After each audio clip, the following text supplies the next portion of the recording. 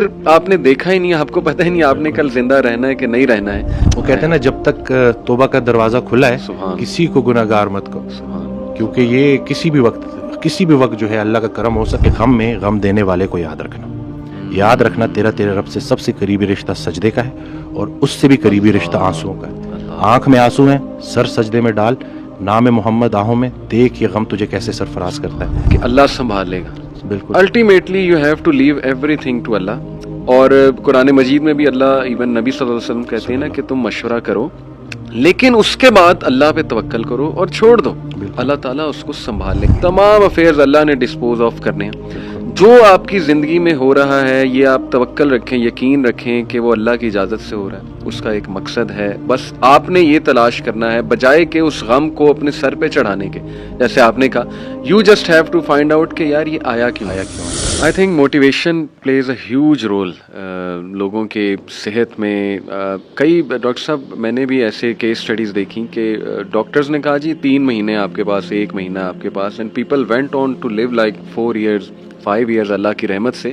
آپ کو شاید وہ علی بنات کا پتا ہو. بالکل سبحان اللہ. میں وہ دیکھی اسٹوری کہاں سے, مطلب اللہ جب وہ اللہ نے اس سے نیکی کرانی تھی, اللہ نے اسے زندہ رکھا. وہ کہتے ہیں نا جب تک توبہ کا دروازہ کھلا ہے کسی کو گناہ گار مت کہو, کیونکہ یہ کسی بھی وقت جو ہے اللہ کا کرم ہو سکتا ہے. اور وہ دیکھیں کہ وہ بیماری اس کے لیے, اور وہ الحمدللہ میری والدہ کو ڈاکٹر نے 3-4 مہینے انہوں نے, کیونکہ وہ بونس تک سپریڈ ہو گیا تھا سارا, تو اور پھر ایج بھی زیادہ تھی, اور پھر انکنٹرول ڈائبٹیز بھی تھی کیونکہ وہ پرہیز نہیں کرتی تھی.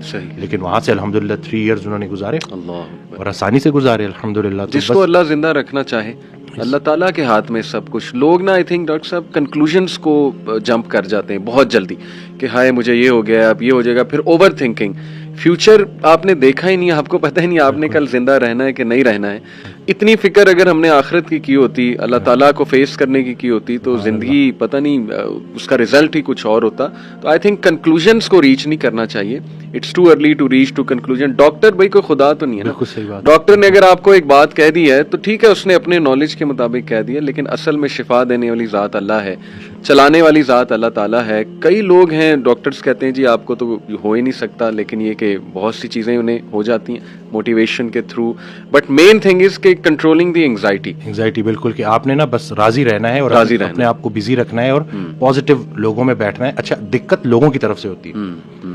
اور اس دن میں ایک جملہ مجھے بڑا اچھا لگا کہ کسی کی فطرت جاننے کے بعد اس سے جھگڑا کرنا بھی اس پہ ساتھ ظلم کرنا ہے. جب آپ نے ایک بندے کو دیکھ لیا کہ وہ اینگزائٹی سے گزر رہا ہے, اور آپ بجائے سے کہ اس کو بولو کہ ڈرامے کر رہے ہو, اس کے ساتھ بیٹھو.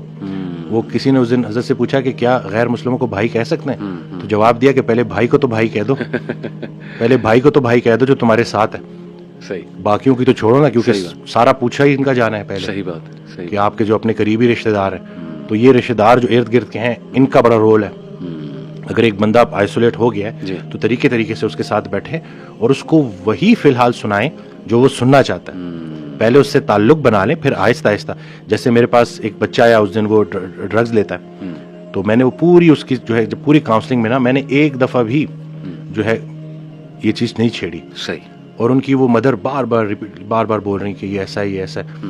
تو خیر میں نے اس بچے کو باہر بھیجا اور میں نے ان کی کہا کہ میں نے ایک دفعہ اس بچے کو بولا, میں نے کہا آپ کیوں بار بار. صحیح بات. میں نے کہا وہ اس سے نفرت نہ کریں, وہ آہستہ آہستہ چھوڑ دے گا, فٹنس کی طرف آئے گا, ایکسرسائز کی طرف آئے گا, ڈائٹ کی طرف آئے گا, نکل آئے گا. جی تو یہ بس یہی ہے نا کہ لوگ جو ارد گرد کے رشتے دار ہیں وہ بھی بڑا کام خراب کرتے ہیں. وہ سمجھتے نہیں ہیں اگلے کو, ایسے ہی اور بس دھتکار دیتے ہیں. پھر جو اگر آپ نے اپنے گھر سے ہی آپ کو سوشل سپورٹ ہی نہیں ملی اگر آپ کو, تو ظاہر ہے پھر بڑا.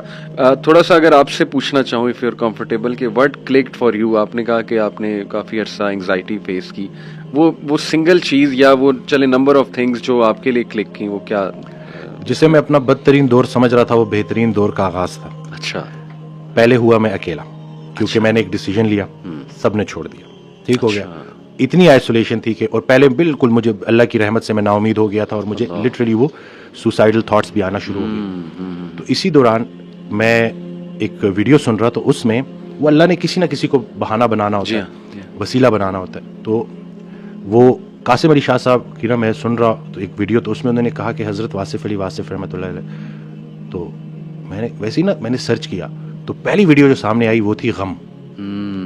تو اب وہ میں نے کلک کی, کیونکہ اب وہ جیسے میں نے کلک کی تو اس میں الفاظ یہ تھے کہ غم میں غم دینے والے کو یاد رکھنا، یاد رکھنا تیرے رب سے سب سے قریبی رشتہ سجدے کا ہے اور اس سے بھی قریبی رشتہ آنسوؤں کا ہے. آنکھ میں آنسو ہیں، سر سجدے میں ڈال، نام محمد آہوں میں، دیکھ یہ غم تجھے کیسے سرفراز کرتا ہے. یہ وہ موتی ہیں جو تجھے تیرے مقام سے آشنا کریں گے.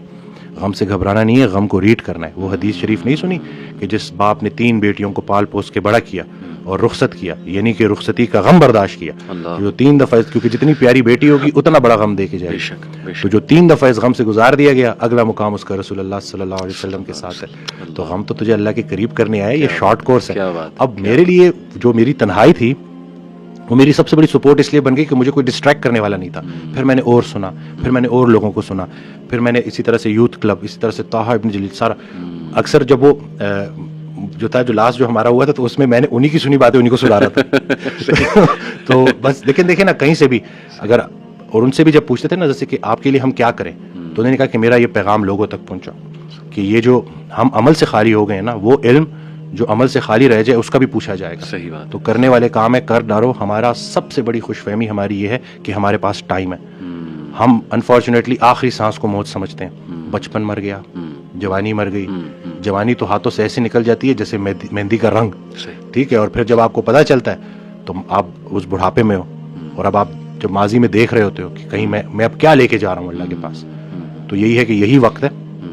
تو جس ٹائم میں گلہ کر رہا تھا، شکوے کر رہا تھا، اور پھر انہوں نے کہا کہ خواہش ٹوٹنے کا اور اس غم سے نکلنے کا ایک ہی طریقہ ہے کہ کوئی ایک خواہش ایسی ڈیولپ کر لی جائے جو باقی تمام خواہشات پہ بازی لے جائے، لیکن وہ خواہش ٹھہرنے کی نہ ہو، جانے کی ہو. فکر آخرت تمہیں دنیا کی ہر فکر سے آزاد. صحیح بات، صحیح بات. جو بن دیکھے رحمان سے ڈرتا تھا وہ تب نہیں ڈرے گا جب دیکھے گا. صحیح بات. بلکہ لاسٹ جب میں لاہور آیا تھا تو یہ میں نے وہ ٹی وی لگایا تو وہ قرآن کی، تو اس میں نا اس کی آیت، اس کا ترجمہ کہ قرآن پاک میں اللہ تعالیٰ کہتا ہے، ارشاد فرماتے ہیں کہ تم وہ وعدہ یاد رکھو جو تم نے مجھ سے کیا تھا، میں وہ وعدہ یاد رکھوں گا جو میں نے تم سے کیا تھا. تو ہم نے بس وہ وعدہ کیا تھا. نماز بھی تو اللہ کی یاد ہے نا. صحیح صحیح. اور پھر دوسرا یہ کہ یکسوئی، کہ جب آپ کا نا یکسوئی نصیب ہو جائے، ایک ہی آپ ڈائریکشن میں چلنا شروع ہو جاؤ. محبت کیا ہے؟ محبت ادھر ادھر دیکھنا نہیں ہے، ایک ہی ڈائریکشن میں دیکھنا. بالکل صحیح. تو جب آپ کی ڈائریکشن اللہ کی طرف ہو جائے نا، پھر اٹھنا بیٹھنا ہر چیز، اور ویسے ہی اللہ تعالیٰ آپ کو مشکل سے نکال لیتا ہے. اور ڈاکٹر صاحب آئی تھنک یہ جو سینٹینس ہے نا جو آپ نے بولا تھا کہ اللہ سنبھالے گا، بالکل ultimately you have to leave every thing to اللہ. اور قرآن مجید میں بھی اللہ، ایون نبی صلی اللہ علیہ وسلم کہتے ہیں نا کہ تم